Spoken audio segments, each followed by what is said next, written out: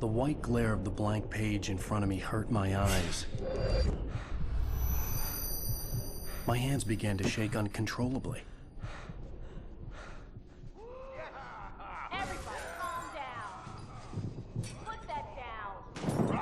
Bert, I need help. Hey, Wake, you stay here. I'm gonna go see what's up. You just keep doing what you're doing. Be cool, okay?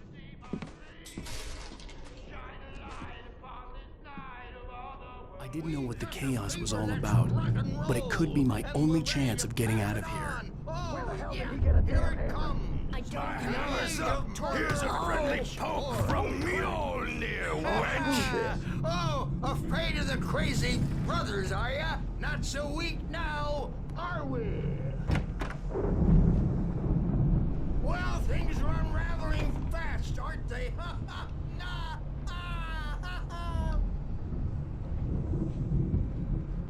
It's my store. I'm taking it. We're on a comeback tour, baby!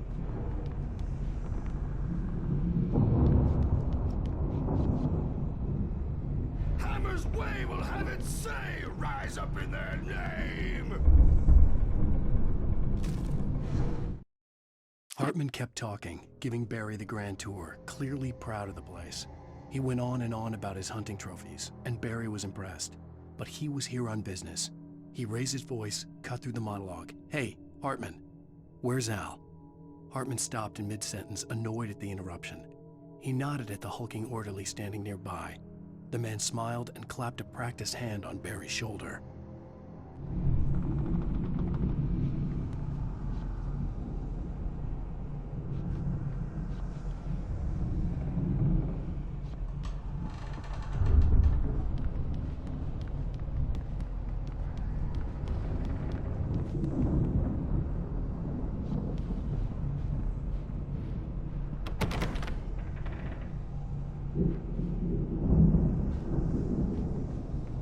Sinclair looked bad. That wasn't a love tap. The crazy old fart hit her hard. And if she was one of Hartman's goons, she had it coming. I could get the key The to the office backstage is from all Sinclair. yours, Tom. Seize your destiny!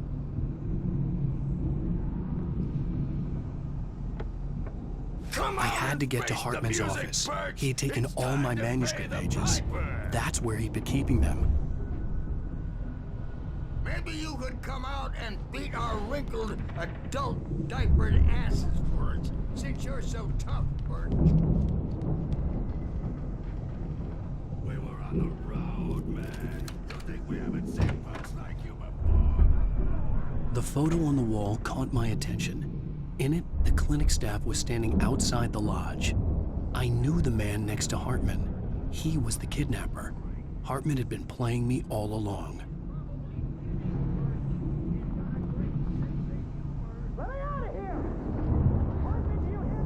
The markings on the tape said they were recordings Hartman had made at the sessions with his patients. I saw Alice's name on one of them. For a moment, I couldn't breathe right. Now, Mrs. Wake, can you tell me about Alan's problems? He's more and more out of control all the time. The parties, he's so angry all the time. He's getting violent. Do you mean with you? No, not with me. No, never. Sometimes I almost wish Alan would take a swing at me, because at least that'd lead to a conversation he couldn't just march out of. But no. Alan doesn't really sleep. And the work, well, he's not writing at all. He sits there for hours and just gets more and more frustrated. And I can't talk to him. Yes. Tell me, Mrs. Wake, what would you say to him if he'd listen? I don't know. I want to say, I look at you, and it's not you. Just some stranger who resembles you. Looking out from behind your eyes, and I don't like that guy much. And now it's all gonna go to hell. But you don't ever say this. No. I've tried, but he's not listening. He's too deep in his own problems, always going on about something else. I'm so afraid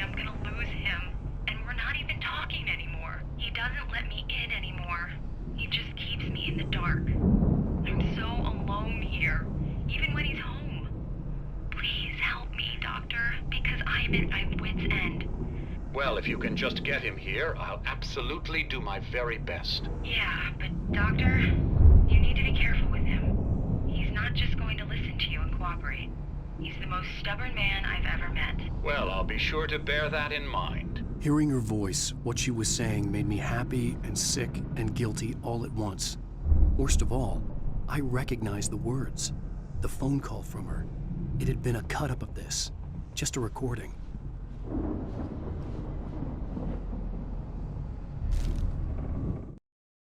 Hartman wasn't happy. Maude could see it in his eyes. He quickly lowered his own. He had made a mess of it, and he knew it. The shame of failure was hard to bear. He hadn't expected Wake to say he needed more time, and he blurted out 2 days, less than Wake had asked for to show him who was in charge. But that wasn't part of Hartman's plan.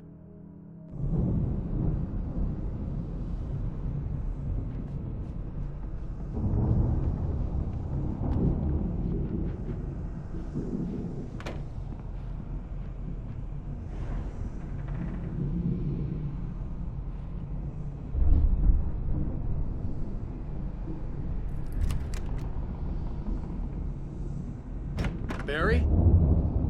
Ow! About time! Barry, man, am I glad to see you.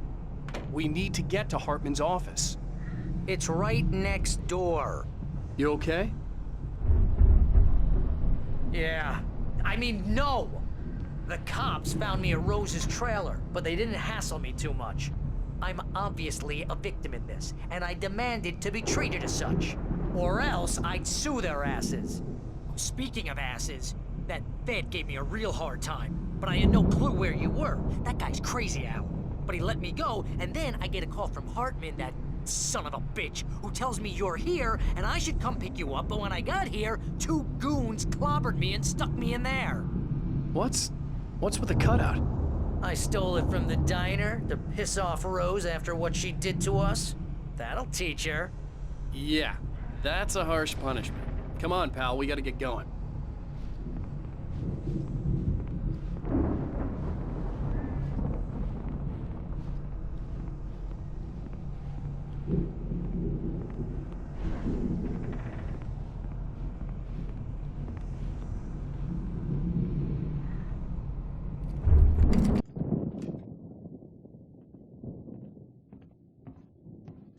These were all the pages I had on me.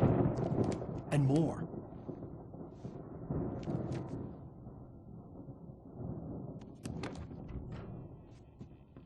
Alan, please. You're sliding back into the... Tell me one more lie and I'll shoot you in the face. Ah, well, it was worth a shot. Really, Wake, come on. Let's work together on this. You have no idea... Hartman, shut up! Barry, get out of here. I'll catch up with you. Get a car. Oh, Al, let's just... Go! Wake, listen to me. This is a mistake. Don't you see? Together we can create something absolutely wonderful. With your ability and mine.